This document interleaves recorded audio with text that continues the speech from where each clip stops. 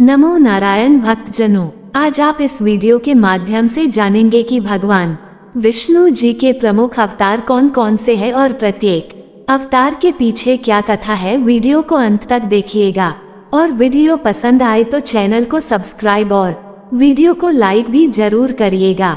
भगवान श्रीहरि विष्णु ने धर्म की रक्षा हेतु हर काल में अवतार लिया। वैसे तो भगवान विष्णु के अनेक अवतार हुए हैं, लेकिन उनमें 10 अवतार ऐसे हैं जो प्रमुख रूप से स्थान पाते हैं।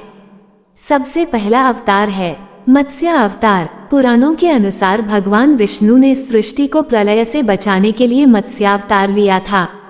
कृतयुग के आदि में राजा सत्यव्रत हुए। राजा सत्यव्रत एक दिन नदी में स्नान कर जलांजलि दे रहे थे। तभी अचानक उनकी अंजलि में एक छोटी सी मछली आई। उन्होंने देखा तो सोचा वापस सागर में डाल दूं, लेकिन उस मछली ने बोला, आप मुझे सागर में मत डालिए, अन्यथा बड़ी मछलियां मुझे खा जाएंगी। तब राजा सत्यव्रत ने मछली को अपने कमंडल में रख लिया। मछली और बड़ी हो गई तो राजा ने उसे अपने सरोवर में रखा। तब देखते ही देखते मछली और बड़ी हो गई। राजा को समझ आ गया कि यह कोई साधारण जीव नहीं है। राजा ने मछली से वास्तविक स्वरूप में आने की प्रार्थना की। राजा की प्रार्थना सुन साक्षात चारभुजाधारी भगवान विष्णु प्रकट हो गए और उन्होंने कहा कि ये मेरा मत्स्य अवतार है। भगवान ने सत्यव्रत से कहा, सुनो राजा सत्यव्रत, आज से 7 दिन बाद प्रलय होगी। तब एक विशाल नाव तुम्हारे पास आएगी। तुम सप्त ऋषियों, औषधियों, बीजों व प्राणियों के सूक्ष्म शरीर को लेकर उसमें बैठ जाना। जब तुम्हारी नाव डगमगाने लगेगी तब मैं मत्स्य के रूप में तुम्हारे पास आऊंगा। उस समय तुम वासुकी नाग के द्वारा उस नाव को मेरे सींग से बांध देना। तब समय आने पर मत्स्य रूपधारी भगवान विष्णु ने राजा सत्यव्रत को तत्वज्ञान का उपदेश दिया, जो बाद में मत्स्य पुराण नाम से प्रसिद्ध है। दूसरा अवतार है कूर्म अवतार। धर्म ग्रंथों के अनुसार भगवान विष्णु ने कूर्म कछुए का अवतार लेकर समुद्र मंथन में सहायता की थी। भगवान विष्णु के कूर्म अवतार को कच्छप अवतार भी कहते हैं। इसकी कथा इस प्रकार है, एक बार महर्षि दुर्वासा ने देवताओं के राजा इंद्र को श्राप देकर श्रीहीन कर दिया। इंद्र जब भगवान विष्णु के पास गए तो उन्होंने समुद्र मंथन करने के लिए कहा। तब इंद्र भगवान विष्णु के कहे अनुसार दैत्यों व देवताओं के साथ मिलकर समुद्र मंथन करने के लिए तैयार हो गए।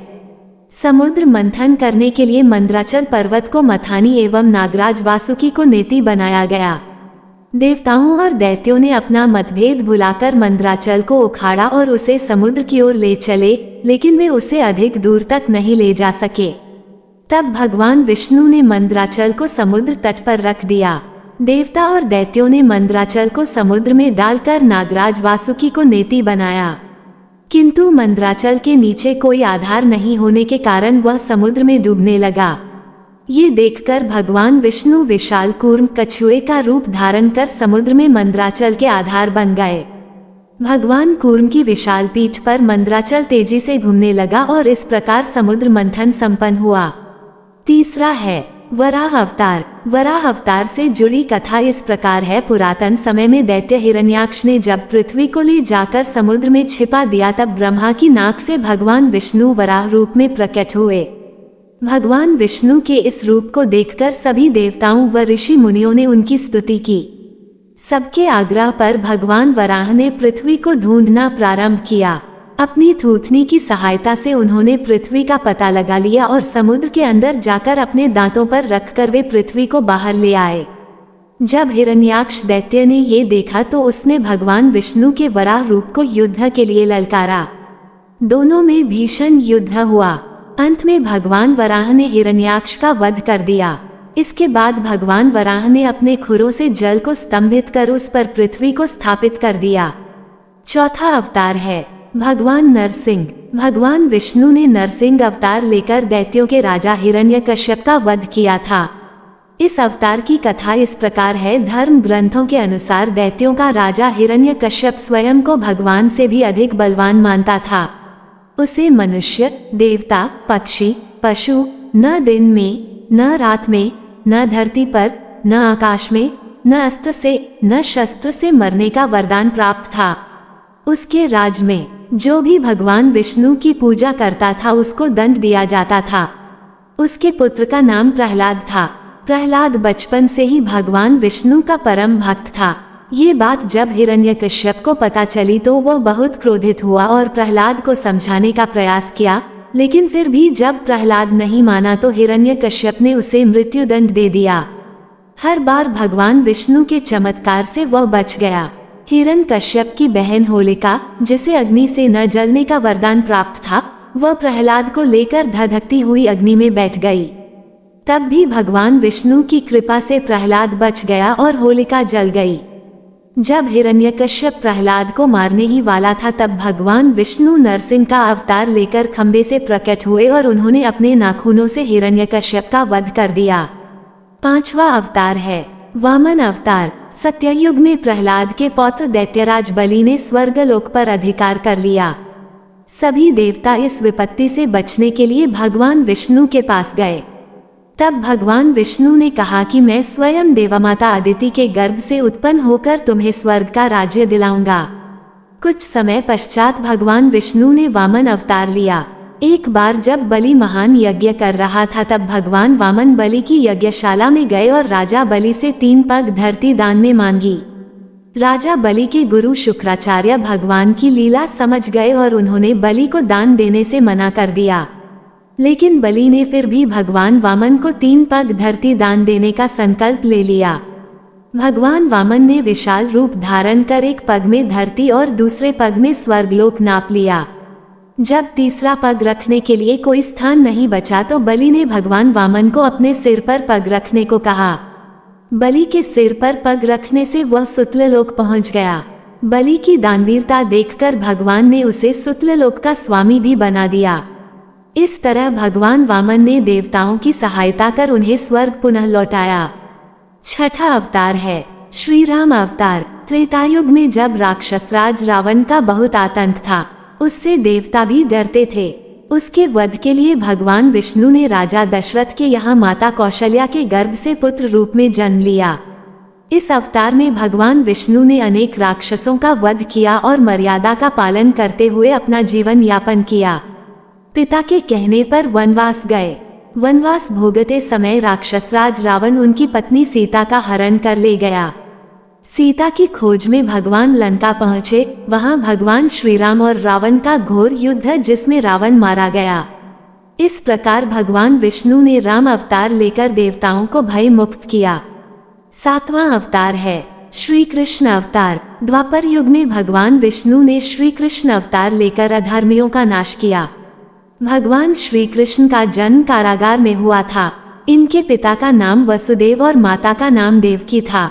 भगवान श्री कृष्ण ने इस अवतार में अनेक चमत्कार किए और दुष्टों का सर्वनाश किया।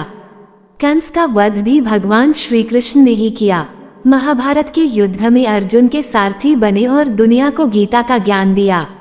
धर्मराज युधिष्ठिर को राजा बनाकर धर्म की स्थापना की। भगवान विष्णु का ये अवतार सभी अवतारों में सबसे श्रेष्ठ माना जाता है। 8वां अवतार है परशुराम अवतार। हिंदू धर्म ग्रंथों के अनुसार परशुराम भगवान विष्णु के प्रमुख अवतारों में से एक थे। भगवान परशुराम के जन्म के संबंध में 2 कथाएं प्रचलित हैं।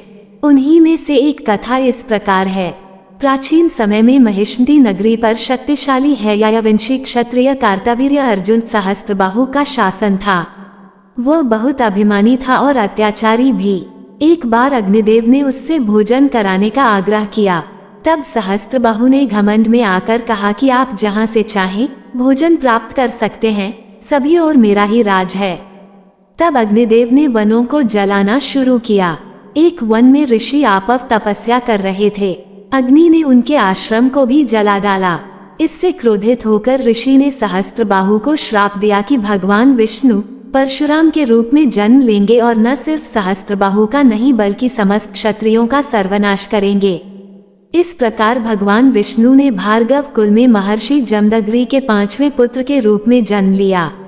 9वां अवतार है बुद्ध अवतार। धर्म ग्रंथों के अनुसार बौद्ध धर्म के प्रवर्तक गौतम बुद्ध भी भगवान विष्णु के ही अवतार थे, परंतु पुराणों में वर्णित भगवान बुद्धदेव का जन्म गया के समीप की किट में हुआ बताया गया है और उनके पिता का नाम अजन बताया गया है।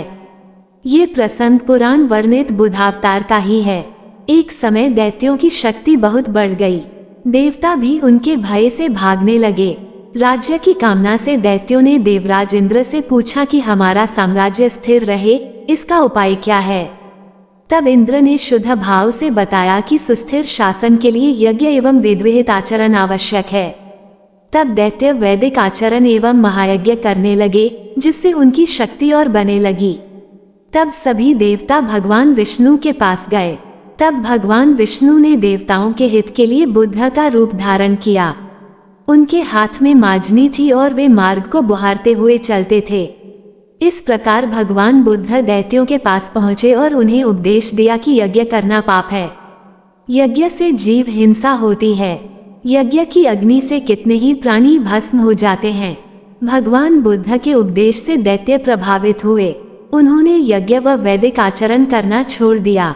इसके कारण उनकी शक्ति कम हो गई और देवताओं ने उन पर हमला कर अपना राज्य पुनः प्राप्त कर लिया।